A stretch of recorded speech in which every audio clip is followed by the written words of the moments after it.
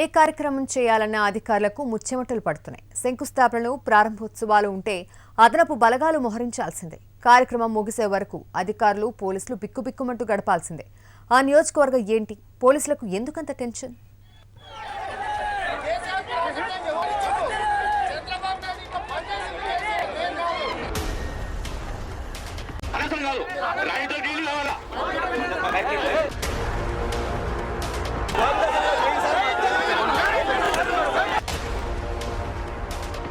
కొడంగల్లో TRS, TDP నేతల మధ్య పచ్చగడ్డి వేస్తే భగ్గుమనే పరిస్థితులున్నాయి.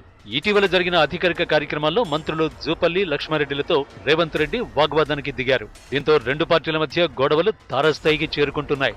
గతేడాది మద్దూరు ప్రభుత్వాసుపత్రి ప్రారంభోత్సవం సందర్భంగా లక్ష్మారెడ్డి, రేవంత్ రెడ్డిల మధ్య వాగ్వాదం జరిగింది. ఈ సందర్భంగా లక్ష్మారెడ్డిది దొంగ డాక్టరేట్ అంటూ రేవంత్ రెడ్డి ఆరోపించారు. ఇద్దరి మధ్య మాటల యుద్ధం జరిగింది. ఇరు పార్టీల కార్యకర్తలు ఆందోళనకు దిగారు. పోలీసులు లాఠీలకు పనిచేపరిసి వచ్చింది.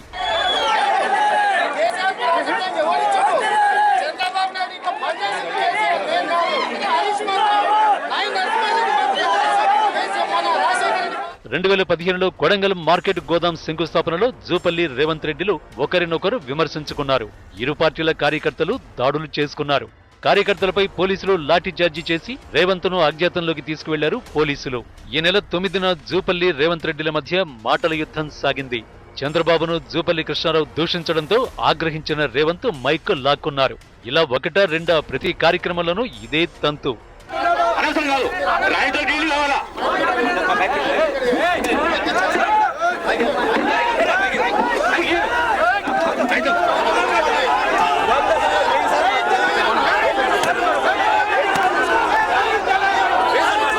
కొడంగల్లో ఏడాదిగా జరుగుతున్న పరిణామాలతో నియోజకవర్గం అభివృద్ధి కుంటుపడింది.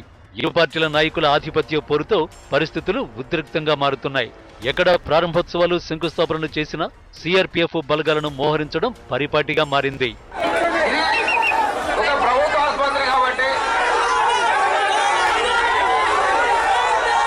కొడంగల్లోని గ్రామాలకు కోయిల్ సాగర్ నుంచి 200 కోట్లతో తాగునీరు అందించేందుకు నిధులు మంజూరయ్యాయి.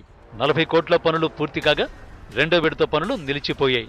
కోస్గిలో బస్సు డిపో నిర్మాణానికి శంకుస్థాపన జరిగినా పనులు ముందుకు సాగడం లేదు.